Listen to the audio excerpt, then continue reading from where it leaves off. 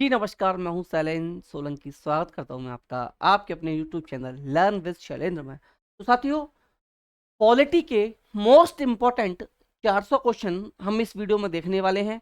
ये वीडियो हर एक competitive exam जो भी स्टूडेंट्स दे रहे हैं उनके लिए बहुत ही लाभदायक ये क्लास रहने वाली है। खास करके अभी बीपीएससी वालों का एग्जाम होना है, उनके एग्जाम के लिए देखें तो ये 400 क्वेश्चन की मैराथन क्लास आपके लिए बहुत ज़्यादा इम्पोर्टेंट रहने वाली है।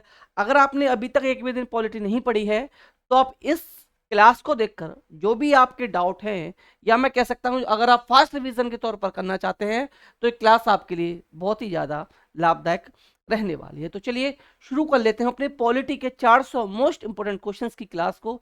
और क्लास स्टार्ट करने से पहले जो लोग चैनल पर नए हैं या जिन्होंने अभी तक चैनल को सब्सक्राइब नहीं किया है, आप लोग चैनल को सब्सक्राइब कर लीजिएगा, वीडियो को लाइक एंड शेयर जरूर कर दीजिएगा। तो क्वेश्चन नंबर 1 के साथ हम लोग शुरुआत करते हैं। अगर आप इसका पीडीएफ लेना चाहें, इसका पीडीएफ भी आप ले सकते हैं। थंबनेल पर मेरा नंबर है या 9808347403 पर आप मैसेज करके इस पीडीएफ को ले सकते हैं। तो चलिए क्वेश्चन नंबर 1 के साथ शुरुआत करते हैं। क्वेश्चन नंबर 1 हमारा यहाँ रहने वाला है कि जो भारत का मूल संविधान था उसमें कभी कभी अनुसूचियां पूछ ली जाती हैं, और वर्तमान समय में कितनी अनुसूचियां हैं ये क्वेश्चन भी पूछ लिया जाता है। तो दोनों का जो आंसर है वो अलग अलग होता है। तो इसीलिए याद रखिएगा आप लोग कि वर्तमान समय में 12 अनुसूचियां हैं, और जब हमारा संविधान बना था उसमें 8 अनुसूचियां थी। तो वर्तमान समय में याद रखिएगा 12 हैं, और जब संविधान बना था उस समय पर 8 अनुसूचियां थी। क्वेश्चन नंबर 2 की तरफ चलते हैं कि जो मूल संविधान था हमारा, जब संविधान बना था तो उसमें कितने अनुच्छेद थे। तो याद रखिएगा 395 395 हमारे संविधान में अनुच्छेद थे। क्वेश्चन नंबर 3 कि संविधान सभा जो बनाई गई थी उसका अध्यक्ष कौन बनाया गया था। अस्थाई और स्थाई ये अलग अलग पूछ लिया जाता है। अगर स्थाई और अस्थाई ना हो, पहला अध्यक्ष पूछ लिया जाए तो डॉक्टर सचिदानंद सिन्हा आप लोग आंसर करेंगे, और अगर स्थाई और अस्थाई हो फिर वहां कोई डाउट बचेगा ही नहीं। तो अस्थाई पूछा जाए तो याद रखिएगा सचिदानंद सिन्हा बनाए गए थे, और स्थायी सदस्य पूछ लिया जाए तो डॉक्टर राजेंद्र प्रसाद बनाए गए थे। दोनों क्वेश्चन अलग अलग हैं, दोनों का आंसर अलग अलग होता है। अब संविधान सभा की जो प्रारूप समिति थी, मोस्ट इंपोर्टेंट क्वेश्चन है, कई बार आपके एग्जाम में पूछा गया है कि जो प्रारूप समिति थी, प्रारूप समिति का अध्यक्ष किसे बनाया गया था। तो याद रखिएगा प्रारूप समिति जो थी उसके अध्यक्ष जो बनाए गए थे डॉक्टर बी आर अम्बेडकर बनाए गए थे। अम्बेडकर याद रखिएगा, डॉक्टर बी आर अम्बेडकर प्रारूप समिति के अध्यक्ष थे। अब कभी कभी क्वेश्चन आता है कि संविधान को बनने में कितना समय लगा। तो बहुत छोटा सा क्वेश्चन है, हालांकि ये तो 2 वर्ष 11 माह 18 दिन हमारे संविधान को बनने में लगे थे। आप कहोगे सर इतना छोटा सा क्वेश्चन शामिल किया है, वो इसलिए कि स्टार्टिंग से लेकर बहुत छोटे से क्वेश्चन से लेकर और जो हार्ड लेवल तक के क्वेश्चन बन सकते हैं उन सभी क्वेश्चन को मैंने यहाँ पर शामिल किया है। क्वेश्चन नंबर 7 कि संविधान सभा की प्रारूप समिति के अध्यक्ष तो डॉक्टर अंबेडकर थे। भारत में संविधान सभा जो गठन किया गया था वो इसका जो आधार क्या था, ये मोस्ट इंपोर्टेंट क्वेश्चन कई बार आपके एग्जाम में आया है, अच्छे लेवल का क्वेश्चन है। तो याद रखिए जो संविधान, भारत में संविधान जो सभा गठित की गई थी उसका जो आधार था ये 1946 का कैबिनेट मिशन योजना थी। 1946 की कैबिनेट मिशन योजना के तहत भारतीय संविधान सभा का गठन किया गया था। क्वेश्चन नंबर 9 कि संविधान सभा की प्रारूप समिति के समक्ष प्रस्तावना का प्रस्ताव किसने पेश किया था। तो जवाहरलाल नेहरू ने किया था। किसने? संविधान सभा की प्रारूप समिति के इसका अध्यक्ष पूछ लिया जाए डॉक्टर बी आर अम्बेडकर, और इसके समक्ष प्रस्तावना का प्रस्ताव किसने पेश किया। तो जवाहरलाल नेहरू ने पेश किया था, याद रखिएगा। क्वेश्चन नंबर 10 भारतीय संविधान का कौन सा भाग संविधान की आत्मा कहलाता है। मोस्ट इंपोर्टेंट क्वेश्चन, हजारों बार अलग अलग एग्जाम में ये क्वेश्चन पूछा गया है। तो कौन सा कहलाता है इसकी आत्मा? प्रस्तावना कहलाती है। क्या कहलाती है? प्रस्तावना इसकी आत्मा कहलाती है।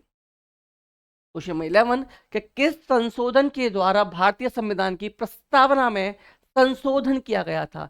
याद रखिएगा हमारी प्रस्तावना में सिर्फ और सिर्फ एक बार ही संशोधन किया गया है। ये संविधान जो संशोधन किया गया था 42वें संविधान संशोधन के द्वारा इसमें संशोधन किया गया था, और यह संशोधन हुआ था हमारा 1976, 42वां संविधान संशोधन। और ये कब हुआ था? 1976 में ये संविधान संशोधन हुआ था। प्रस्तावना में सिर्फ और सिर्फ एक बार ही संशोधन किया गया है। क्वेश्चन नंबर 12, भारतीय संविधान का अभिभावक कौन है? तो भारतीय संविधान का कभी भी आपसे अभिभावक कौन है ये क्वेश्चन पूछ लिया जाए तो याद रखिएगा हमारा जो सुप्रीम कोर्ट है, सर्वोच्च न्यायालय जो है, ये भारतीय संविधान का अभिभावक कहलाता है। क्वेश्चन 13, भारतीय संविधान में नागरिकों को कितने मूल अधिकार प्राप्त हैं? तो मूल अधिकार जो प्राप्त है ये 6 हैं, और इसी में क्वेश्चन पूछ लिया जाता है कि मूल अधिकार जो लिए गए हैं ये किस कंट्री से लिए गए हैं, कहां से लिए गए हैं? तो याद रखिएगा संयुक्त राज्य अमेरिका से जो नागरिकों के मूल अधिकार हैं ये लिए गए हैं। कितने हैं? 6 हैं। कहां से लिए हैं? अमेरिका से लिए हैं। क्वेश्चन 14, संसदीय प्रणाली किस देश से ली गई है? तो संसदीय प्रणाली इंग्लैंड, कभी कभी हम ब्रिटेन आ जाता है, तो ब्रिटेन या इंग्लैंड से ली गई है। क्वेश्चन 15, महाभियोग प्रक्रिया किस देश के संविधान से ली गई है? आप जानते हैं हमें जज को हटाना हो, राष्ट्रपति को हटाना हो, तो उस पर मुख्य चुनाव आयुक्त को हटाना हो तो उस पर महाभियोग की प्रक्रिया चलाई जाती है। तो ये कहां से लिया है हमने? तो ये प्रोसेस जो है ये संयुक्त राज्य अमेरिका से हमने लिया है। कहां से? संयुक्त राज्य अमेरिका से ये लिया है। क्वेश्चन 17, मौलिक कर्तव्य, वो थे मौलिक अधिकार और ये है मौलिक कर्तव्य। तो मौलिक कर्तव्य कहां से लिए गए हैं? ये मौलिक कर्तव्य लिए गए हैं रसिया से। कहां से? रसिया इन रूस से लिए गए हैं। और ये कौन से भाग में है? याद रखिएगा भाग 4A में है। भाग 4A में है। क्वेश्चन 17 की तरफ चलते हैं कि जो राष्ट्रपति को आपातकालीन शक्तियां मिली हैं, जो शक्तियां दी गई हैं राष्ट्रपति को, ये शक्तियां आपातकालीन शक्तियां किस कंट्री से ली गई हैं? तो ये ली गई हैं आपकी जर्मनी से। कहां से? जर्मनी से ली गई हैं। अब एक चीज याद रखिएगा, भारतीय संविधान में कुल कितने भाग हैं? तो ये भाग जो हैं ये 22 हैं। कितने भाग हैं? कुल 22 भाग हैं, याद रखिएगा। क्वेश्चन 19, राज्य के नीति निर्देशक सिद्धांत संविधान के किस भाग में है? तो ये भाग 4 है, और यहां मैंने 2 क्वेश्चन इंक्लूड कर दिए हैं। दूसरा क्वेश्चन मैंने यहाँ ये शामिल कर दिया है कि ये कहां से लिए हैं? तो ये जो लिए गए हैं आयरलैंड से लिए गए हैं। कहां से? आयरलैंड से ये लिए गए हैं। क्वेश्चन 20, कि संसद को संविधान संशोधन का अधिकार किस अनुच्छेद में है? तो ये अनुच्छेद जो है ये 368 अनुच्छेद है, और इसकी कंट्री पूछ ली जाए कि संसद को संविधान में संशोधन करने का अधिकार किस कंट्री से लिया गया है, मोस्ट इंपोर्टेंट क्वेश्चन है ये। तो दक्षिण अफ्रीका से। किससे? दक्षिण अफ्रीका से लिया है। और किस अनुच्छेद में संशोधन करने का अधिकार है? तो अनुच्छेद 368, अनुच्छेद 368 भी आपको याद रखना है। क्वेश्चन 20, कि संपत्ति का अधिकार किस अनुच्छेद में है? तो संपत्ति का अधिकार अब किस में है? 300 का में है। नेक्स्ट क्वेश्चन नंबर 22, कि किस अनुच्छेद के अनुसार राष्ट्रपति लोकसभा भंग कर सकता है? लोकसभा भंग राष्ट्रपति किस अनुच्छेद के अनुसार कर सकता है? अनुच्छेद 85 85 के द्वारा लोकसभा को भंग राष्ट्रपति के द्वारा किया जा सकता है। क्वेश्चन 23, किस अनुच्छेद के अनुसार राष्ट्रपति अध्यादेश जारी करता है? तो अध्यादेश जारी करने का जो अनुच्छेद है ये अनुच्छेद 123, अनुच्छेद 1, 2, 3, याद रखिएगा 1, 2, 3 और अध्यादेश जारी। क्वेश्चन 24, किस अनुच्छेद के अनुसार राष्ट्रपति वित्त आयोग का गठन करता है? तो अनुच्छेद 280, वित्त आयोग का गठन राष्ट्रपति के द्वारा किया जाता है। और किस अनुच्छेद के द्वारा किया जाता है? तो अनुच्छेद 280, अनुच्छेद 280 आपको याद रखना है। क्वेश्चन 25, कि भाषाई आधार पर गठित प्रथम राज्य कौन सा है? ये क्वेश्चन कई बार पूछ लिया गया है। सिर्फ राज्य का नाम पूछा जाता है तो याद रखिएगा आंध्र प्रदेश। लेकिन आजकल क्या होने लगा है, एग्जामिनर क्वेश्चन को घुमाने लगे हैं कि भाषाई आधार पर सर्वप्रथम जो राज्य का गठन किया गया था ये आंध्र प्रदेश का किया गया था, बट कब किया गया था ऐसे पूछने लगे हैं। तो ये डेट भी आपको याद रखनी है, 1 अक्टूबर 1953, 1 अक्टूबर 1953 को जो भाषाई आधार पर सर्वप्रथम राज्य का गठन किया गया था वो राज्य था हमारा आंध्र प्रदेश। क्वेश्चन 26, संपत्ति के मौलिक अधिकार को किस संशोधन द्वारा समाप्त कर दिया गया है? अब ये कहां आ चुका है? 300 कम में आ चुका है, 300 कम में आ चुका है, याद रखिएगा। तो ये जो संविधान संशोधन हुआ था, ये संविधान संशोधन 44वां संविधान संशोधन था। कौन सा? 44वां संविधान संशोधन था। अब ये पूछ लिया जाए कि 44वां संविधान संशोधन कब हुआ था, तो याद रखिएगा 1978, 1978 में 44वां संविधान संशोधन हुआ था। एक थोड़ी सी मैं आपको हिंट देता हूं, एक ट्रिक टाइप देता हूं। कुछ भी अगर ऐड हुआ हो, अगर ये पूछा जाए कि ये संविधान संशोधन किस संविधान संशोधन के द्वारा हमारे संविधान में जोड़ा गया, तो ज्यादातर अगर वहां 42वां ऑप्शन हो कि 42वें संविधान संशोधन के द्वारा जोड़ा गया 1976 में, तो आप कोशिश कीजिएगा कि उसी को आंसर टिक करें। और कुछ भी चीज अगर हटाई गई हो, कुछ भी चीज अगर हटाई गई हो, तो ज्यादातर जो चीजें हटाई गई थी ये 44वें संविधान संशोधन 1978 में हटाई गई थी। ट्रिक क्या है? अगर कोई चीज ऐड की गई है और वहां पर 42वां संविधान संशोधन दे रखा है, तो 99% चांसेस है कि उसी का आंसर वही ऑप्शन बनेगा। नंबर 2, अगर कोई चीज हटाने की बात की गई है और वहां अगर आपके पास 44वां संविधान संशोधन 1978 है, तो 99% ये चांसेस है कि उसका आंसर वही होगा। अगला क्वेश्चन, किस संविधान संशोधन द्वारा मूल कर्तव्यों को निर्धारित किया गया था? तो इसका आंसर था 42वां संविधान संशोधन 1976। नेक्स्ट, मौलिक अधिकारों का निलंबन कौन कर सकता है? तो मौलिक अधिकारों का निलंबन राष्ट्रपति के द्वारा किया जा सकता है। कितने वर्ष बाहर रहने पर नागरिकता समाप्त हो जाती है? तो अगर आप अपनी कंट्री से 7 वर्ष से बाहर हैं तो ऑटोमेटिक आपकी नागरिकता समाप्त हो जाएगी। क्वेश्चन 30, किस अनुच्छेद के तहत संसद को नागरिकता के संबंध कानून बनाने का अधिकार है? तो ये जो अनुच्छेद है आपका अनुच्छेद 11 के अनुसार है। अगला क्वेश्चन, क्वेश्चन नंबर 31, किस संविधान संशोधन द्वारा 11वां मूल कर्तव्य संविधान संशोधन में जोड़ा गया? तो ये जो जोड़ा गया था, ये संविधान संशोधन था 86वां संविधान संशोधन। और ये कब हुआ था? ये हुआ था आपका 2002 में। इसमें क्या हुआ था? इसमें नया अनुच्छेद 21A जोड़ा गया था। क्या जोड़ा गया था? नया अनुच्छेद 21A इसमें जोड़ा गया था। क्वेश्चन 32, कि संविधान में उच्च सदन होता है? तो देखिए, उच्च सदन जो कहा जाता है, उच्च सदन राज्यसभा को कहा जाता है। इसको साथ साथ स्थायी सदन भी कहा जाता है। क्या कहा जाता है? उच्च सदन कहा जाता है, स्थायी सदन भी कहा जाता है। और इसके क्या होते हैं? 2/3 सदस्य प्रत्येक 3 वर्ष बाद, प्रत्येक 2 वर्ष बाद रिटायर होते रहते हैं। इसका कार्यकाल जो होता है, इसका कार्यकाल 6 वर्ष होता है। इसका कार्यकाल 6 वर्ष होता है। और राज्यसभा का सदस्य बनने के लिए मिनिमम एज जो है, आयु जो है, ये 30 वर्ष होनी चाहिए। आयु जो है ये 30 वर्ष आयु आपकी होनी चाहिए। स्थायी सदन कहा जाता है, कार्यकाल 6 वर्ष का होता है। ऑटोमेटिक इसके 2/3 सदस्य प्रत्येक 2 वर्ष बाद रिटायर, 1/3 सदस्य प्रत्येक 2 वर्ष बाद रिटायर होते रहते हैं। अब निम्न सदन कौन होता है? तो निम्न सदन होता है लोकसभा, और इसको प्रतिनिधि सभा भी कहा जाता है। अस्थायी सदन भी इसको कहा जाता है, अस्थायी सदन भी कहते हैं। इसके लिए जो उम्र होनी चाहिए ये 25 वर्ष होनी चाहिए। 25 वर्ष से कम में इसके नहीं हो सकता। और इसका जो कार्यकाल होता है, इसका जो कार्यकाल है, इसका कार्यकाल 5 वर्ष होता है। इसका कार्यकाल 5 वर्ष। एक चीज और, एक क्वेश्चन कभी कभी पूछ लिया जाता है, क्या राज्यसभा का कोई सदस्य प्रधानमंत्री बन सकता है? तो जी हाँ, बिल्कुल बन सकता है। जी हाँ, बिल्कुल बन सकता है। एक क्वेश्चन और, किसी व्यक्ति को बिना राज्यसभा या लोकसभा का सदस्य चुनते हुए मंत्री बनाया जा सकता है? तो बिल्कुल बनाया जा सकता है, बशर्ते 6 महीने के अंदर या तो लोकसभा के चुनकर आ जाना चाहिए या राज्यसभा से वो चुनकर आ जाना चाहिए। तो याद रखिएगा, राज्यसभा, स्थायी सदन, 30 वर्ष इसके लिए उम्र होनी चाहिए कम से कम, और कार्यकाल 6 वर्ष का होता है। 1/3 सदस्य प्रत्येक 2 वर्ष बाद रिटायर हो जाते हैं। और संविधान जो निम्न सदन है, इसको लोकसभा भी कहा जाता है और अस्थायी सदन भी इसको कहा जाता है। कार्यकाल 5 वर्ष, 25 वर्ष इसके लिए आयु होनी चाहिए। अगले क्वेश्चन पर आते हैं, क्वेश्चन नंबर 34, कि एक वर्ष में कम से कम कितनी बार संसद की बैठक होना आवश्यक है? तो 2 बार, कम से कम 6 महीने के बाद इसकी बैठक हो जानी चाहिए। एक वर्ष में 2 बार होनी चाहिए।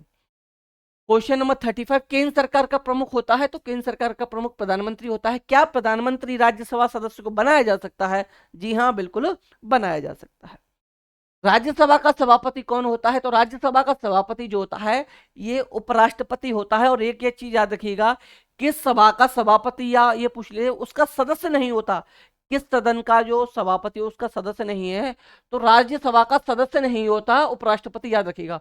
उपराष्ट्रपति राज्यसभा का सदस्य नहीं होता। और वर्तमान समय में हमारे जो राज्यसभा है उसके सभापति कौन है, ये आप कमेंट में जरूर बताइएगा। उपराष्ट्रपति अपना त्याग पत्र किसे देते हैं? तो ये राष्ट्रपति को देते हैं। और क्वेश्चन पूछ लीजिए कि राष्ट्रपति अपना त्याग पत्र किसे देता है? तो राष्ट्रपति अपना त्याग पत्र उपराष्ट्रपति को देता है, दोनों एक दूसरे को देते हैं। राष्ट्रपति बनाने के लिए न्यूनतम उम्र, बनाने नहीं है, बनने के लिए न्यूनतम उम्र 35 वर्ष होनी चाहिए। राष्ट्रपति बनने के लिए न्यूनतम उम्र 35 वर्ष, राज्यसभा का सदस्य बनने के लिए न्यूनतम उम्र 35 वर्ष, लोकसभा का सदस्य बनने के लिए न्यूनतम उम्र 25 वर्ष, और प्रधानमंत्री के बनने के लिए न्यूनतम उम्र 25 वर्ष होना अनिवार्य है। राष्ट्रपति के लिए 35, प्रधानमंत्री के लिए 25। भारत का सर्वोच्च विधि अधिकारी कौन होता है? तो भारत का न्यायवादी, भारत का न्यायवादी होता है। संविधान के किस अनुच्छेद के अंतर्गत धन विधेयक को परिभाषित किया गया है? तो अनुच्छेद 110 को धन विधेयक जो है आपका अनुच्छेद के अंतर्गत धन विधेयक को परिभाषित किया गया है। एक क्वेश्चन इसी से संबंधित आ जाता है कि कोई विधेयक धन विधेयक है या नहीं, इसका फैसला कौन करता है? तो लोकसभा अध्यक्ष करता है। इस क्वेश्चन को भी याद रखिएगा। क्वेश्चन 41, संसद के किस सदन का अध्यक्ष उसका सदस्य नहीं होता? देखिए क्वेश्चन आया था और ये आ गया।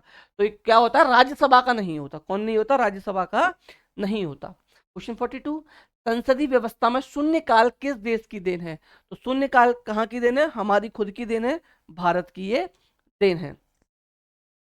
सर्वोच्च न्यायालय के न्यायाधीशों की नियुक्ति किसके द्वारा की जाती है? सर्वोच्च न्यायालय के न्यायाधीशों की नियुक्ति माननीय राष्ट्रपति जी के द्वारा की जाती है। क्वेश्चन 44, संसद की कार्यवाही का प्रथम घंटा क्या कहलाता है? तो प्रथम घंटा जो है ये प्रश्नकाल कहलाता है। मोस्ट इंपोर्टेंट क्वेश्चन, कई बार आपके एग्जाम में ये क्वेश्चन आप लोगों से पूछा गया है कि संसद की जो कार्यवाही का प्रथम घंटा है उसे क्या कहा जाता है? तो याद रखिएगा, उसे प्रश्नकाल कहा जाता है। मोस्ट इंपोर्टेंट क्वेश्चन कई बार आपके एग्जाम में आ चुका है। रीट हो, यूपी टेट हो, सुपर टेट हो, ज्यादातर क्वेश्चन बनता ही रहता है। यूपी पुलिस हो, कई पुलिस का एग्जाम हो, आता रहता है। भारतीय संविधान की किस प्रकार की नागरिकता प्रदान करता है? तो एकल नागरिकता प्रदान करता है। और एकल नागरिकता कहां से ली गई है, ये क्वेश्चन अगर पूछ लिया जाए तो एकल नागरिकता का जो प्रावधान है ये जो लिया गया है ये ब्रिटेन से लिया गया है। एकल नागरिकता कहां से ली गई है? एकल नागरिकता का प्रावधान जो है ये ब्रिटेन से लिया गया है। क्वेश्चन 46, किस अनुच्छेद द्वारा अस्पृश्यता का उन्मूलन किया गया है? मोस्ट इंपोर्टेंट क्वेश्चन आपके एग्जाम में कई बार आया है कि अनुच्छेद 17 के द्वारा, अनुच्छेद 17 के द्वारा अस्पृश्यता का उन्मूलन किया गया है। क्वेश्चन 47, भारतीय संविधान के निर्माण काल में कुल कितने अधिवेशन हुए थे? तो कुल 12 अधिवेशन हुए। भारतीय संविधान सभा के संवैधानिक सलाहकार कौन थे? Most important question, B N Rau. इसको बी आर अम्बेडकर मत कर दीजिएगा, ये बी एन राव थे। संवैधानिक सलाहकार पूछा गया है तो संवैधानिक सलाहकार जो थे ये बी एन राव थे। कौन थे? बी एन राव थे। क्वेश्चन 49, कि भारत का संविधान कब स्वीकार किया गया? तो 26 नवंबर 1949 को। स्वीकार कब किया गया? 26 नवंबर 1949। अंगीकृत कब किया गया? ये क्वेश्चन अलग है, तो इसको याद रखिएगा, 26 जनवरी 1950। अंगीकृत कब किया गया? 26 जनवरी 1950। दोनों क्वेश्चन अलग अलग हो जाते हैं। और संविधान ये स्वीकार कब किया गया? तो स्वीकार वाला क्वेश्चन अलग हो जाता है, 26 नवंबर 1949। भारतीय संविधान में किस प्रकार की शासन प्रणाली व्यवस्था की गई है? तो संसदात्मक। किसकी? संसदात्मक की गई है। अगला क्वेश्चन, संविधान के प्रथम अनुच्छेद के अनुसार भारत होगा, तो भारत क्या होगा? राज्यों का संघ होगा। भारत क्या होगा? राज्यों का संघ होगा। क्वेश्चन नंबर 52, कि भारतीय संविधान का कौन सा अनुच्छेद विधि के समक्ष समता के अधिकार से संबंधित है? बहुत बार ये क्वेश्चन पूछा जाता है, मोस्ट इंपोर्टेंट क्वेश्चन। तो अनुच्छेद 14, अनुच्छेद 14 है। व्यक्तिगत स्वतंत्रता के अधिकार के लिए कौन सी याचिका दायर की जा सकती है? बंदी प्रत्यक्षीकरण। कौन सी दायर की जा सकती है? बंदी प्रत्यक्षीकरण दायर की जा सकती है। वित्त आयोग की नियुक्ति कौन करता है? राष्ट्रपति वित्त आयोग की नियुक्ति करते हैं। प्रधानमंत्री की नियुक्ति किसके द्वारा की जाती है? राष्ट्रपति के द्वारा की जाती है। लोकसभा अध्यक्ष अपना त्यागपत्र किसे सौंपते हैं? तो लोकसभा उपाध्यक्ष को सौंपते हैं। लोकसभा अध्यक्ष उपाध्यक्ष को सौंपेगा, उपाध्यक्ष लोकसभा अध्यक्ष को सौंपेगा, राष्ट्रपति उपराष्ट्रपति को सौंपेंगे, उपराष्ट्रपति राष्ट्रपति को सौंपेंगे। भारत की संचित निधि में से राज्यों का राजस्व में सहायता अनुदान को कौन सा विनियमित करता है? तो वित्त आयोग करता है। कौन करता है? वित्त आयोग करता है। और वित्त आयोग का गठन किस अनुच्छेद के तहत होता है? तो अनुच्छेद 280 के तहत। वित्त आयोग का गठन किसके अनुच्छेद में होता है? कितने अनुच्छेद के अकॉर्डिंग होता है? अनुच्छेद 280 280 के अकॉर्डिंग होता है। नीति आयोग का अध्यक्ष कौन होता है? तो नीति आयोग का अध्यक्ष प्रधानमंत्री होता है, याद रखिएगा, नीति आयोग का अध्यक्ष प्रधानमंत्री होता है। भारत की कार्यपालिका का अध्यक्ष कौन होता है? भारत की कार्यपालिका का अध्यक्ष राष्ट्रपति होता है। राज्य में राष्ट्रपति शासन किसकी घोषणा कौन करता है? ये घोषणा की जाती है राष्ट्रपति के द्वारा। राष्ट्रपति के द्वारा घोषणा की जाती है। अब देखिए, जो संविधान सभा में मैं बताता हूं 3 नए शब्द जोड़े गए थे। 42वां संविधान संशोधन था, 1976 में ये हुआ था, तो उसमें 3 नए शब्द जोड़े गए थे। वो 3 नए शब्द कभी कभी पूछ लिए जाते हैं। तो ये 3 नए शब्द हैं आपके, समाजवादी, धर्मनिरपेक्षता और अखंडता। ये 3 नए शब्द। या क्वेश्चन ऐसे दे देगा कि हमारी जो प्रस्तावना है उसमें समाजवादी, धर्मनिरपेक्षता और अखंडता कब जोड़े गए, किस संविधान संशोधन में जोड़े गए? तो 42वां संविधान संशोधन 1976। 42वां संविधान संशोधन 1976, ये भी आप लोग याद रखिएगा। ये अक्सर ये तीनों वर्ड पूछ लिए जाते हैं। ये भी दे देगा कि इनमें से कौन सा शब्द नहीं जोड़ा गया, तो 3 शब्द ये होंगे, चौथा शब्द आएगा वही आपका नेगेटिव आंसर बन जाएगा। उच्च न्यायालयों के न्यायाधीशों की नियुक्ति कौन करता है? तो राष्ट्रपति के द्वारा की जाती है। वर्तमान समय में हमारे देश में 25 हाई कोर्ट, उच्च न्यायालय मतलब हाई कोर्ट है, एक सुप्रीम कोर्ट जो दिल्ली में स्थित है। एक राज्य का क्या एक से ज्यादा राज्य का एक हाई कोर्ट हो सकता है? तो जी हाँ, बिल्कुल हो सकता है। 2 राज्य, 3 राज्य का, 4 राज्य का भी एक एक हाई कोर्ट हो सकता है। किसी राज्य की कार्यपालिका की शासन की शक्ति किसमें निहित होती है? तो ये राज्यपाल में निहित होती है। राज्य की बात की गई है, वहीं देश की पूछी जाए तो आंसर चेंज हो जाएगा राष्ट्रपति को। जो राष्ट्रपति को देश में शक्तियां प्राप्त हैं वही शक्तियां राज्यपाल को राज्य के अंदर प्राप्त हैं। राज्यपाल अपना त्यागपत्र किसे देते हैं? तो राज्यपाल अपना त्यागपत्र राष्ट्रपति को देते हैं। किस राज्य में लोकसभा की सीट सबसे अधिक है? यूपी में लोकसभा की सीट सबसे ज्यादा अधिक 80 है। राज्यसभा की सीट भी सबसे ज्यादा यूपी में ही है। विधायक की, एमएलए की सीट जो है ये भी सबसे ज्यादा यूपी में ही, याद रखिएगा। सबसे बड़ा प्रदेश यूपी जनसंख्या के मामले में है। विधानसभा का कार्यकाल 5 वर्ष होता है। वहीं विधान परिषद का पूछ लिया जाए, जैसे कि लोकसभा और राज्यसभा होते हैं, लोकसभा का 5 वर्ष होता है, राज्यसभा का 6 वर्ष कार्यकाल होता है, ऐसे ही आपका विधानसभा का कार्यकाल जो होता है ये 5 वर्ष होता है। विधान परिषद जो एमएलसी होते हैं इनका कार्यकाल 6 वर्ष होता है। इनका कार्यकाल 6 वर्ष होता है। अगला क्वेश्चन, किस अनुच्छेद के अंतर्गत राष्ट्रपति वित्तीय आपात की घोषणा कर सकता है? तो अनुच्छेद 360, अनुच्छेद 360 के अंतर कर सकता है। नेक्स्ट, अगर आप देखिए इस पीडीएफ को लेना चाहें, चैनल या हमारे ग्रुप को ज्वाइन करना चाहते हैं, इस नंबर पर मैसेज करके आप इस पीडीएफ को ले सकते हैं। बाकी के बीपीएससी की नोट्स भी आप लोग इस नंबर पर मैसेज करके ले सकते हैं। अगर आपको वीडियो पसंद आ रहा तो वीडियो को प्लीज़ लाइक एंड शेयर जरूर कीजिएगा। और जो लोग चैनल पर नए हैं या जिन्होंने अभी तक चैनल को सब्सक्राइब नहीं किया है, आप लोग चैनल को सब्सक्राइब जरूर कर लीजिएगा। चलिए नेक्स्ट क्वेश्चन 69, किस अनुच्छेद के अंतर्गत राष्ट्रपति राज्य में आपात की घोषणा कर सकता है? अनुच्छेद 356 के अंतर्गत। किसकी सिफारिश पर पंचायती राज व्यवस्था की स्थापना की गई? तो ये क्वेश्चन मोस्ट इंपोर्टेंट है। बलवंत राय मेहता समिति की सिफारिश पर की गई थी पंचायती राज व्यवस्था। पंचायती राज संस्था का कार्यकाल होता है ये 5 वर्ष होता है। अगर हम राज्यसभा और विधान परिषद इन दोनों का 6 वर्ष है, बाकी का कार्यकाल जितना भी होता है 5 वर्ष होता है, इतना आप लोग याद रखिएगा। भारतीय संसद प्रणाली कहां से ली गई है? क्वेश्चन शायद रिपीट हो गया, ब्रिटेन से ली गई है। भारतीय संघीय व्यवस्था को किस नाम से जाना जाता है? तो संघीय व्यवस्था को संसद के नाम से जाना जाता है। किसके नाम से जाना जाता है? संसद के नाम से जानता हूं। संसद के कितने अंग हैं? 3 अंग हैं, लोकसभा, राज्यसभा और राष्ट्रपति, ये संसद के 3 अंग हैं। भारतीय संविधान में मूल कर्तव्यों का वर्णन अनुच्छेद में है, तो अनुच्छेद 51A में है। भारतीय संविधान का तीसरा अंग कौन सा है? भारतीय संसद का देखिए अभी मैंने बताया था, संसद का तीसरा अंग राष्ट्रपति है। पहले दो अंग कौन कौन से हैं? एक लोकसभा हो गया, एक आपका राज्यसभा हो गया। क्या? लोकसभा और राज्यसभा। लोकसभा, राज्यसभा और राष्ट्रपति, ये तीनों मिलके क्या बनती है? संसद आपकी बनती है। क्वेश्चन 76, स्वतंत्र भारत में अब तक कितनी बार संयुक्त अधिवेशन हो चुके हैं? तो संयुक्त अधिवेशन 4 बार हो चुका है। अब इसमें दो क्वेश्चन इंपॉर्टेंट बन जाते हैं संयुक्त अधिवेशन से। देखिए, संयुक्त अधिवेशन जो होते हैं, राज्यसभा और लोकसभा की जो जॉइंट मीटिंग होती है, उस मीटिंग को बुलाता कौन है और उसकी अध्यक्षता किसके द्वारा की जाती है? ये अलग अलग क्वेश्चन है और ये कई बार पूछे गए हैं। अगर ये पूछ लिया जाए कि संयुक्त अधिवेशन को बुलाता कौन है, तो बुलाते राष्ट्रपति हैं। बुलाता कौन है? राष्ट्रपति के द्वारा ये बुलाए जाते हैं। लेकिन अध्यक्षता देखिए, राज्यसभा की अध्यक्षता कौन करता है? उपराष्ट्रपति करता है। लोकसभा की कौन करता है? लोकसभा अध्यक्ष करता है। लेकिन जो संयुक्त बैठक होगी उसको बुलाएंगे राष्ट्रपति, लेकिन जो अध्यक्षता की जाएगी, ये अध्यक्षता लोकसभा अध्यक्ष के द्वारा की जाती है। ये अध्यक्षता लोकसभा अध्यक्ष के द्वारा की जाती है। और वर्तमान समय में लोकसभा अध्यक्ष जो है ये ओम बिरला वर्तमान समय में हमारे लोकसभा अध्यक्ष हैं और ये लगातार दूसरी बार लोकसभा अध्यक्ष बने हैं। राजस्थान के कोटा से ये एमपी मेंबर ऑफ पार्लियामेंट चुनकर आए हैं।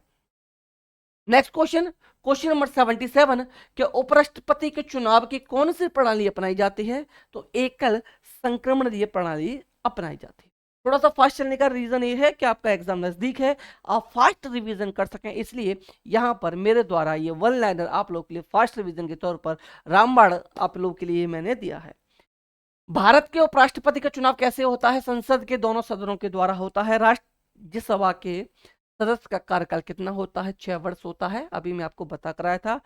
उपराष्ट्रपति का कार्यकाल होता है, उपराष्ट्रपति का कार्यकाल 5 वर्ष होता है। यहां राष्ट्रपति का पूछा जाए उसका भी 5 वर्ष होता है, प्रधानमंत्री का पूछा जाए उसका भी 5 वर्ष होता है। भारत के लगातार 2 बार उपराष्ट्रपति कौन रहे थे? डॉक्टर सर्वपल्ली राधाकृष्णन रहे थे। बजट किसके द्वारा पारित किया जाता है? लोकसभा के द्वारा बजट पारित किया जाता है। कौन करता है? कौन करता है इसको आप जानते हैं, वित्त मंत्री के द्वारा किया जाता है। किस विधेयक को केवल लोकसभा ही पारित कर सकती है? धन विधेयक को। मैंने क्या कहा था? लोकसभा पारित कर सकती है। धन विधेयक को केवल लोकसभा पारित कर सकती है।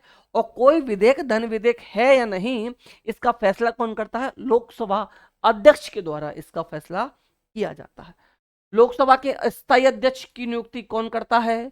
ये राष्ट्रपति के द्वारा की जाती है।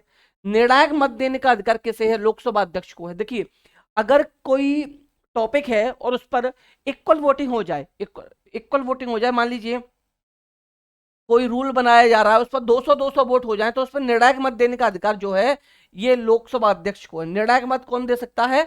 लोकसभा अध्यक्ष दे सकता है। वैसे लोकसभा अध्यक्ष अपना वोट नहीं देते, लेकिन जब इक्वल हो जाएगा, मैच टाई हो जाएगा, तो फाइनल डिसीजन लोकसभा अध्यक्ष का होगा, वही माना जाएगा। लोकसभा महासचिव की नियुक्ति कौन करता है? तो लोकसभा महासचिव की नियुक्ति स्पीकर, लोकसभा स्पीकर के द्वारा की जाती है। प्रथम लोकसभा अध्यक्ष कौन थे? जीवी मावलंकर। इनका नाम शॉर्ट में पूछ लिया जाता है। गणेश वासुदेव मावलंकर थे, शॉर्ट में इनका नाम पूछ लिया जाता है, जीवी मावलंकर थे। और पहली महिला अध्यक्ष कौन थी लोकसभा की? तो याद रखिएगा, मीरा कुमार थी। क्या थी मीरा कुमार? ये बिहार से चुनकर आई थी। देश का सर्वोच्च विधि अधिकारी कौन होता है? तो महान्यायवादी होता है।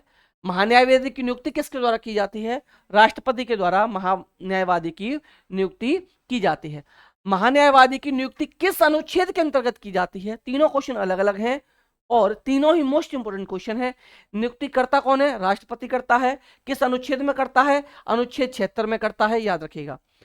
भारत के महान्यायवादी को वोट डालने का अधिकार नहीं है, यह किस अनुच्छेद में है? तो अनुच्छेद 88, अनुच्छेद 88 में है, अनुच्छेद 88 में है, याद रखिएगा। नियंत्रक एवं महालेखा परीक्षक की नियुक्ति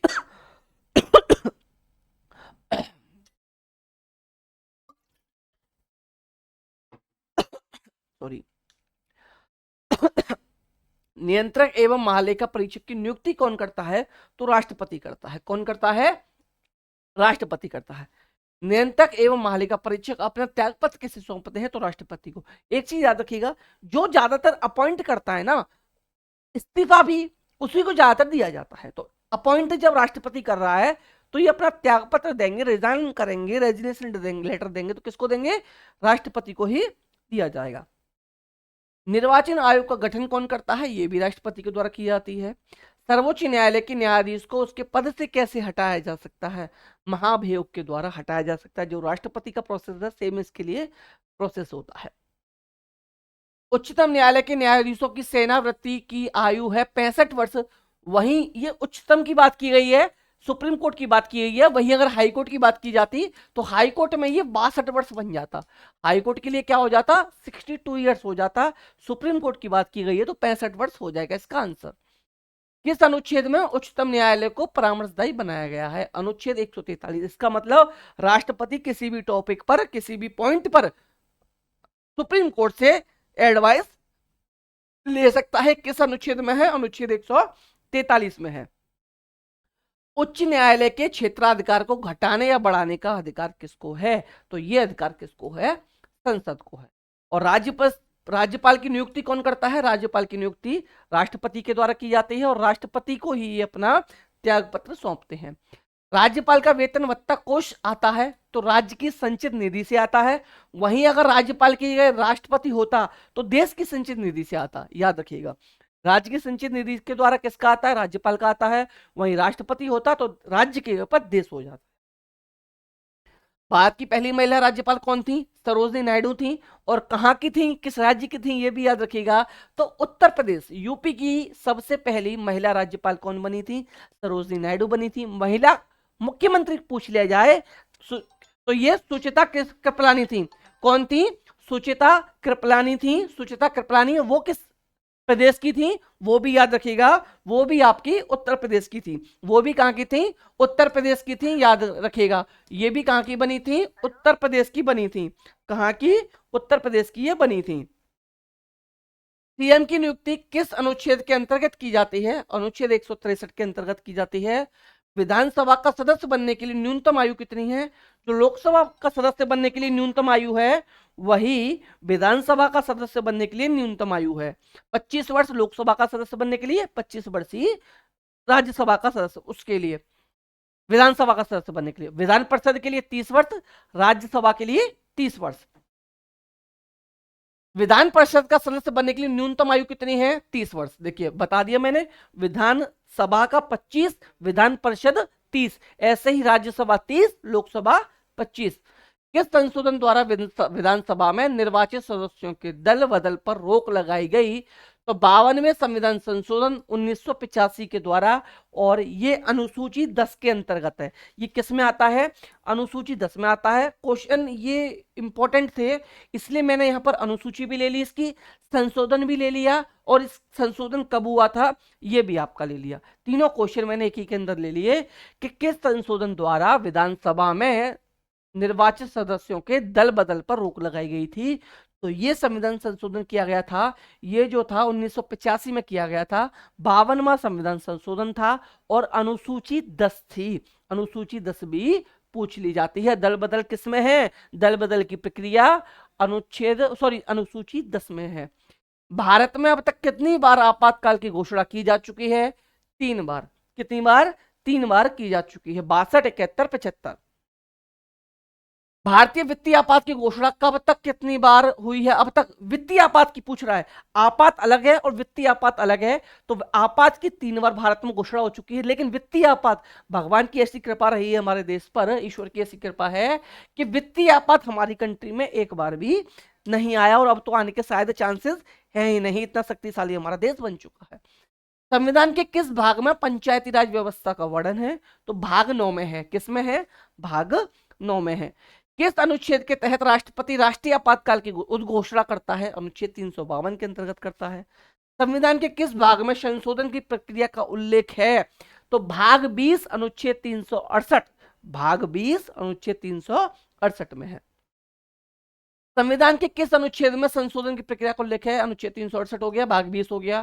संविधान में प्रथम संविधान संशोधन कब हुआ? Most important question. 1951। प्रथम संविधान संशोधन कब हुआ? 1951 में ये हुआ था। लोकसभा का कार्यकाल 6 वर्ष से घटाकर 5 वर्ष किस संविधान संशोधन में कर दिया गया? मैंने क्या बताया था, कोई भी चीज हटाई गई हो, घटाई गई हो, उसके लिए ट्रिक याद रखिएगा। अगर 44वां संविधान संशोधन है आपके पास ऑप्शन, तो राइट आंसर 99% वही होगा। तो 44वां संविधान संशोधन 1978।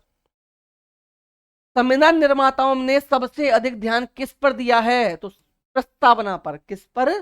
प्रस्तावना पर। दिल्ली राष्ट्रीय राजधानी क्षेत्र किस संविधान संशोधन के द्वारा बना? तो 69वें संविधान संशोधन के द्वारा बना। किसके द्वारा? 69वें संविधान संशोधन के द्वारा बना।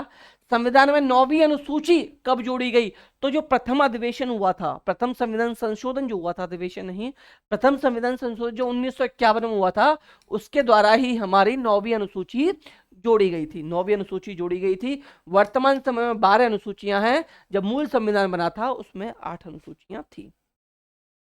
भारत की संघरात्मक व्यवस्था कहां से ली गई है?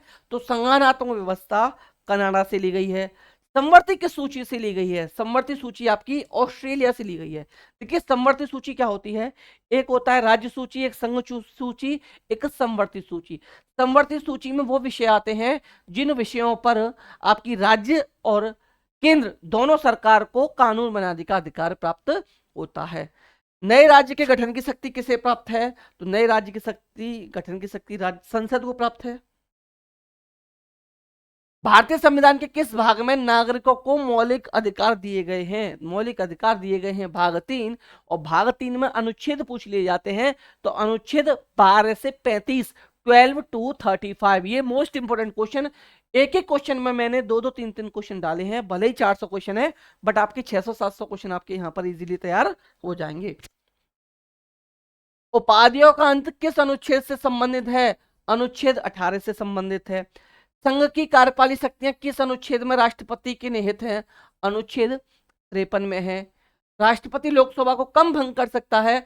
तो केंद्रीय मंत्रिमंडल की अनुशंसा पर भंग कर सकता है। कब कर सकता है?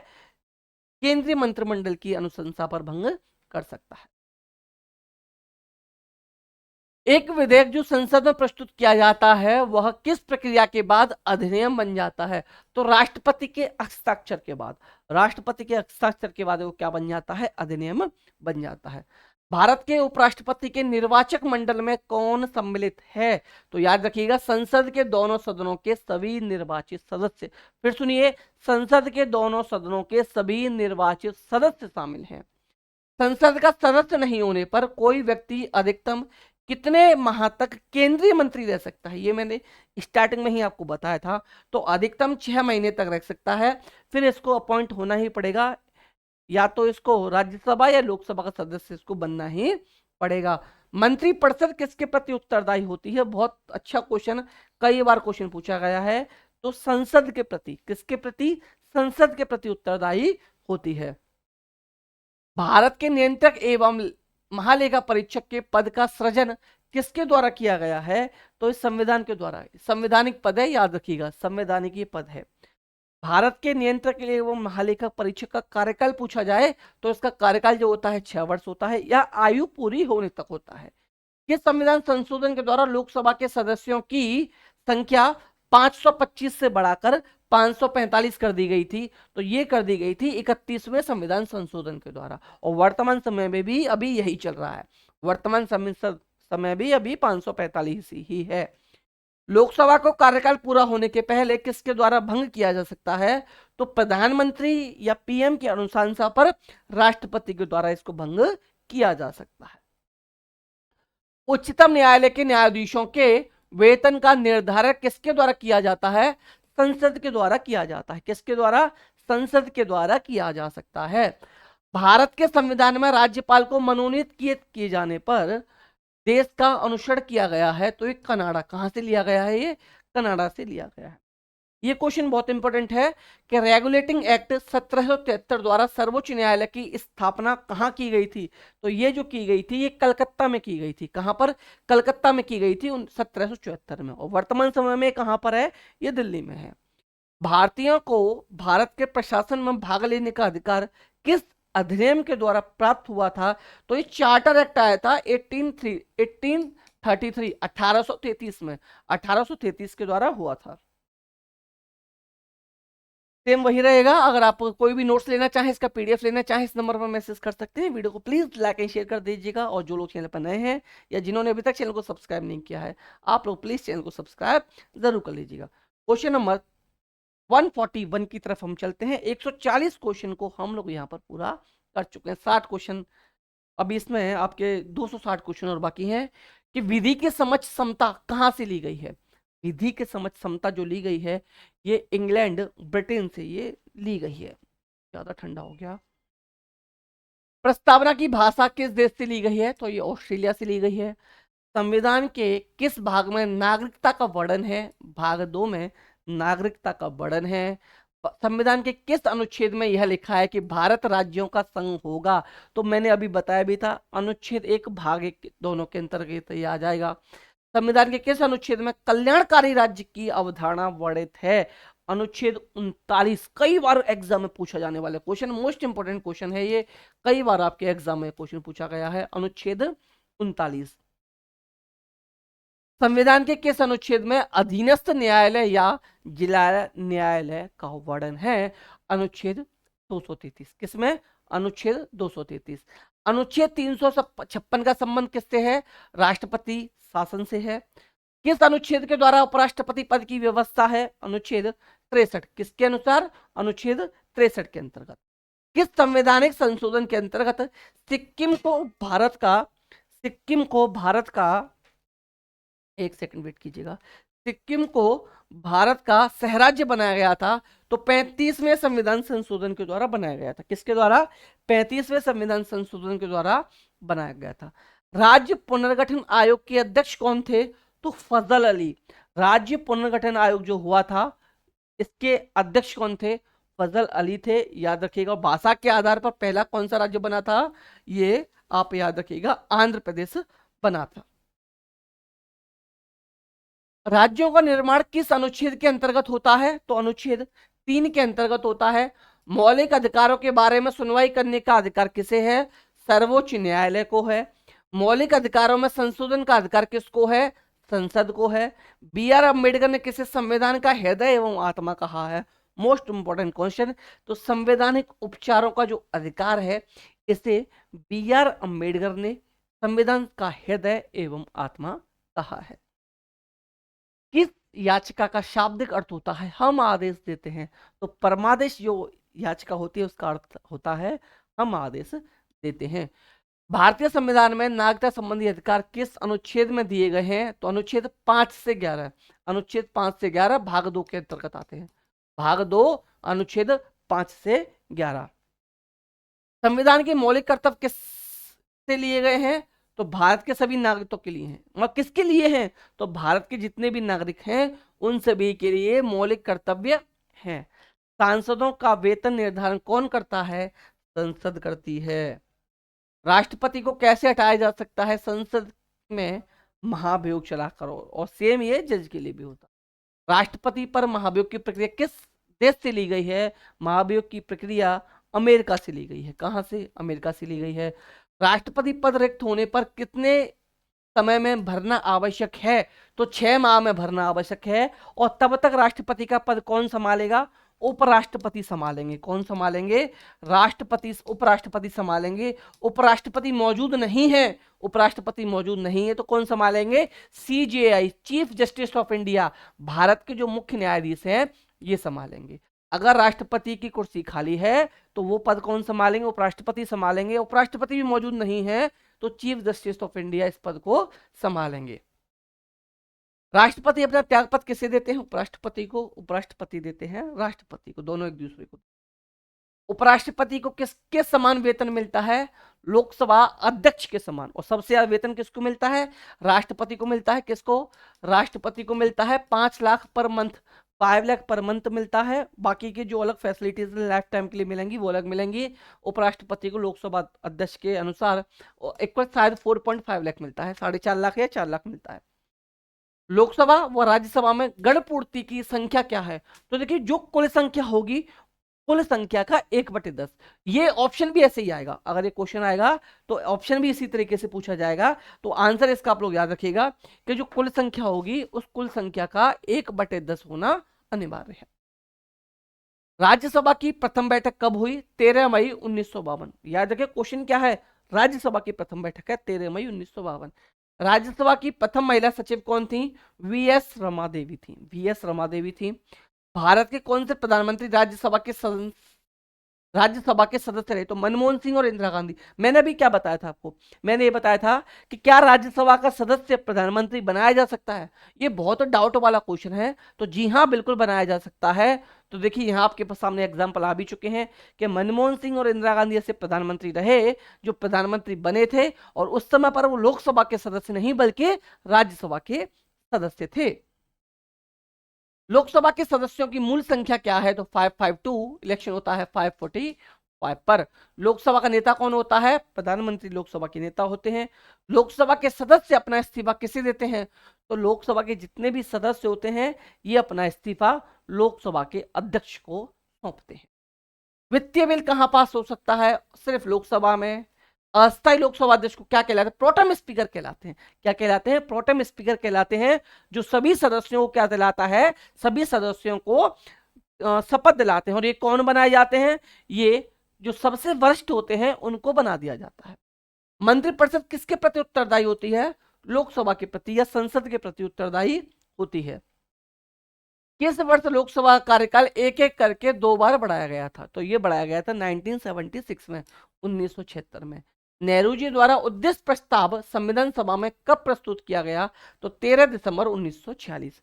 और ये पूछ लीजिए किसके द्वारा प्रस्तुत किया गया? तो याद रखिएगा ये जवाहरलाल नेहरू के द्वारा प्रस्तुत किया गया। नेहरू जी द्वारा उद्देश्य प्रस्ताव संविधान सभा में कब स्वीकृत हुआ? पेश कब किया? 13 दिसंबर 1946। स्वीकृत कब हुआ? 22 जनवरी 1947। दोनों अलग अलग डेट हैं। 3 क्वेश्चन। उद्देश्य प्रस्ताव पेश किसने किया? जवाहरलाल नेहरू ने पेश किया। कब पेश किया? 13 दिसंबर 1946 को पेश किया। ये मान्य कब हुआ? इसको संविधान सभा ने कब अपनाया? 22 जनवरी 1947 को अपनाया। तीनों अलग अलग क्वेश्चन, मोस्ट इंपोर्टेंट क्वेश्चन। संविधान सभा ने राष्ट्रीय ध्वज को कब अपनाया था? 22 जुलाई 1947। और उसका रेशियो पूछ लिया जाता है कि जो हमारा राष्ट्रीय ध्वज है इसमें याद रखिएगा जो गोल चक्र है उसमें 24 तिलियां हैं, ये याद रखना है। 3 रंग हैं हमारे। और इसमें क्या है, इसको जो इसका रेशियो होना चाहिए ना, ये 3:2 होना चाहिए। यानी लंबाई अगर 3 है तो चौड़ाई इसकी 2 होनी चाहिए। लंबाई और चौड़ाई का जो रेशियो है ये 3:2 होना चाहिए। संविधान सभा के राष्ट्रीय गान को कब अपनाया गया? 24 जनवरी 1950। कहाँ गया था सबसे पहले ये आपको बताना है। संविधान सभा ने अशोक स्तंभ को राष्ट्रीय चिन्ह के रूप में कब अपनाया? ये भी अपनाया 26 जनवरी 1950। संविधान सभा की झंडा समिति के अध्यक्ष कौन थे? डॉक्टर राजेंद्र प्रसाद थे। ये क्वेश्चन भी पूछा जाता है। प्रारूप समिति डॉक्टर बी आर अम्बेडकर। वहीं क्वेश्चन संविधान सभा की झंडा समिति के अध्यक्ष, तो झंडा समिति के अध्यक्ष आपके बनाए गए थे डॉक्टर राजेंद्र प्रसाद। संविधान सभा ने बी आर अम्बेडकर की अध्यक्षता में प्रारूप समिति का गठन कब किया? तो प्रारूप समिति का गठन 29 अगस्त 1947। कब किया गया? 29 अगस्त 1947 को किया गया। बी आर अम्बेडकर का संविधान सभा में निर्वाचन किस प्रेसिडेंसी से हुआ था? तो मुंबई प्रेसिडेंसी से हुआ था। इतना याद रखिएगा। कहां से? बंबई बोलते थे उस टाइम पर, आज मुंबई बोलते हैं। तो बंबई प्रेसिडेंसी से उनका हुआ था। भारत के संविधान की किस अनुसूची में विभिन्न राज्यों में अनुसूचित क्षेत्रों के प्रशासन और नियंत्रण के लिए विशेष उपबंध हैं? तो याद रखिएगा 5वीं। किसमें? 5वीं में है। सरकार द्वारा शुल्क एवं कर लगाने का अधिकार संविधान की किस अनुसूची में उल्लिखित है? तो ये 7वीं अनुसूची में उल्लिखित है। अगला क्वेश्चन आपका कि अध्यक्षात्मक शासन प्रणाली का आधारभूत तत्व कार्य क्या है? तो एकल कार्यपालिका। क्या है? एकल कार्यपालिका। भारत का संविधान प्रसंगी है, यह किससे निर्धारित होता है? तो ये जो निर्धारित होता है ये केंद्र और राज्यों के मध्य शक्तियों के वितरण से क्या होता है? निर्धारित होता है। सर्वप्रथम कांग्रेस के किस अधिवेशन में जन मन गण गाया गया था? तो ये जो अधिवेशन हुआ था ये आपका कलकत्ता के अंदर हुआ था। मैंने कमेंट में इसका रिप्लाई देने के लिए पूछा था, जिनको आंसर आता होगा उन्होंने कमेंट में दे दिया होगा कि इस जो अधिवेशन में गाया गया था, तो जो कांग्रेस का अधिवेशन हुआ था ये कलकत्ता में हो रहा था उस समय पर। और 1911 में सर्वप्रथम जनमनगढ़ कांग्रेस के अधिवेशन में गाया गया था 1911 में। भारत एक गणतंत्र है, इसका क्या अर्थ है? इसका अर्थ है कि भारत में वंशानुगत शासन नहीं है, राजा का बेटा ही राजा बनेगा, ये भारत के अंदर नहीं होता। यहाँ क्या होता है भैया? वोटिंग होती है। लोकतांत्रिक हमारा देश है, हमें हमारा नेता राजा चुनने का हमें अधिकार प्राप्त है। तो ये गणतंत्र है, इसका क्या अर्थ है कि भारत में वंशानुगत शासन नहीं है। ठीक है ना, याद रखिएगा। लेकिन कुछ सीटों पर तो वंशानुगत शासन ही बन गया है। जो एक बार लोकसभा या राज्यसभा, लोकसभा के सदस्य बन जाते हैं, उन्हीं के बच्चे उन सीटों से लड़ते रहते हैं। लेकिन पब्लिक सबक सिखाने लगी है, पब्लिक भी समझदार हो चुकी है। हमारे जो जनता है वो काफी समझदार हो चुकी है। जो बड़े बड़े धुरंधर होते हैं उनको धराशायी कर देते हैं। जैसे कि आप एग्जाम्पल उठा लीजिए, अमेठी में आप स्मृति ईरानी का उठा लीजिए, जो भी घमंड करेगा वो चकनाचूर हो जाएगा, पब्लिक से नहीं जीत सकते। भारत के संदर्भ में धर्मनिरपेक्ष शब्द का सही भाव क्या है? तो भारत में राज्य का कोई भी धर्म नहीं है, भारत में राज्य का कोई भी धर्म नहीं है। पीएम पद से त्यागपत्र देने वाले पहले पीएम कौन थे? तो मोरारजी देसाई थे पहले पद। ऐसे कौन से प्रधानमंत्री थे सर्वप्रथम जिन्होंने पीएम पद से इस्तीफा दिया था? तो मोरारजी देसाई ने सर्वप्रथम पीएम पद से इस्तीफा दिया था। स्वतंत्र भारत प्रथम कानून मंत्री कौन थे? B R Ambedkar. कौन थे? कानून मंत्री की बात की गई है, बी आर अम्बेडकर थे। तो और संवैधानिक सलाहकार कौन थे? बी एन राव थे। दोनों क्वेश्चन अलग हैं, दोनों नाम भी अलग हैं। स्वतंत्र भारत के प्रथम वित्त मंत्री कौन थे? डॉक्टर जॉन मथाई थे। भारतीय संविधान में किस पद का उल्लेख नहीं है? तो उप प्रधानमंत्री पद का उल्लेख नहीं है, लेकिन लॉलीपॉप पकड़ा दिया जाता है। जैसे कि उप मुख्यमंत्री लॉलीपॉप पकड़ा दिया जाता है, ऐसे ही हमारे संविधान के अंदर उप प्रधानमंत्री पद का कोई भी उल्लेख नहीं है। अगर किसी की मान लो पूर्ण बहुमत की सरकार नहीं बनी, तो लॉलीपॉप पकड़ाने के लिए ये उप प्रधानमंत्री पद दे दिया जाता है। इसका कोई वजूद नहीं है, कोई भी इसलिए संवैधानिक पद है ही नहीं, ना ही उप मुख्यमंत्री का है। उप प्रधानमंत्री पद के लिए न्यूनतम आयु कितनी है? तो जो प्रधानमंत्री के लिए न्यूनतम आयु 25 वर्ष, वही उप प्रधानमंत्री के लिए है। भारत सरकार को कानूनी मामलों में राय कौन देता है? तो राय देता है महान्यायवादी। महान्यायवादी महान्यायवादी कब तक अपने पद पर रह सकता है? राष्ट्रपति की मर्जी तक रह सकता है। मुख्य निर्वाचन आयुक्त को उसके पद से कैसे हटाया जा सकता है? तो महाभियोग के द्वारा हटाया जा सकता है। ये भी मैंने आप लोगों को बताया था कि मुख्य चुनाव आयुक्त को उसके पद से कैसे हटाया जा सकता है। जैसे राष्ट्रपति को हटाया जा सकता है, ऐसे ही मुख्य निर्वाचन आयुक्त को हटाया जा सकता है। उसी तरीके से सुप्रीम कोर्ट के चीफ जस्टिस जो होते हैं, चीफ जस्टिस ऑफ इंडिया जो है, भारत के मुख्य न्यायाधीश जो हैं, इनको कैसे हटाया जा सकता है? महाभियोग के द्वारा हटाया जा सकता है। और महाभियोग की प्रक्रिया कहाँ से ली गई है? तो अमेरिका से ली गई है। कहां से? अमेरिका से ये ली गई है। कहां से? अमेरिका से ये ली गई है। भारत का सबसे बड़ा उच्च न्यायालय कौन सा है? इलाहाबाद उच्च न्यायालय। कौन सा? इलाहाबाद उच्च न्यायालय। इसकी कहा खंडपीठ कहाँ उपस्थित है? इसकी खंडपीठ ये पूछ लिया जाए कि इलाहाबाद न्यायालय की खंडपीठ कहाँ उपस्थित है, तो याद रखिएगा लखनऊ। कहाँ उपस्थित है? लखनऊ उपस्थित है, याद रखिएगा। अगला क्वेश्चन कि भारत के कितने राज्यों में विधानमंडल है? तो याद रखिए विधानमंडल 6 राज्यों में है। विधानमंडल कहां पर है? 6 राज्यों में है। और ये 6 राज्य कौन कौन से हैं? उत्तर प्रदेश है, बिहार है, महाराष्ट्र है, आंध्र प्रदेश है, कर्नाटक है, तेलंगाना।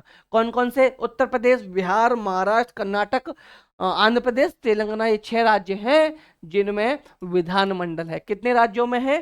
सिर्फ और सिर्फ 6 राज्यों में। क्वेश्चन 200वां, किसे समाप्त किया जा सकता है किंतु भंग नहीं? तो विधान परिषद और राज्यसभा। विधान परिषद और राज्यसभा, इनको क्या किया जा सकता है? इनको भंग किया जा सकता है, लेकिन इनको समाप्त किया जा सकता है, भंग नहीं किया जा सकता। इनको समाप्त कर सकते हैं लेकिन भंग नहीं किए जा सकते। और वहीं विधानसभा और लोकसभा होती तो इनको भंग भी किया जा सकता है। इनको भंग भी किया जा सकता है। तो ये थे आपके टॉप 200 क्वेश्चन। टॉप 400 कराऊंगा। फर्स्ट पार्ट में मैंने 200 क्वेश्चन ले लिए, वीडियो ज्यादा लंबा हो जाएगा। 200 क्वेश्चन अभी इसके जस्ट बाद आपको मिल जाएगी, उसमें 201 से लेकर 400 तक हम लोग क्वेश्चन देखने वाले हैं। तो वीडियो को प्लीज आप लोग ज्यादा से ज्यादा शेयर कीजिएगा। आई होप ये वीडियो, ये सेशन आप लोग को पसंद आया होगा। फास्ट मैंने 200 क्वेश्चन कराए, 200 अगले पार्ट में रहेंगे, 400 रामबाण क्वेश्चन आप लोग की पॉलिटी के लिए रहने वाले। तो वीडियो को आप लोग ज्यादा से ज्यादा शेयर कर दीजिएगा। जो लोग चैनल पर नए हैं या जिन्होंने अभी तक चैनल को सब्सक्राइब नहीं किया है, आप लोग चैनल को सब्सक्राइब जरूर कर लीजिएगा। तो चलिए मिलते हैं नेक्स्ट वीडियो में, तब तक आप लोग हंसते रहिए, मुस्कुराते रहिए, साथ के साथ सरकारी नौकरी पाने के लिए पढ़ते भी रहिए। तो bye bye, take care, thank you, नमस्कार, जय हिंद।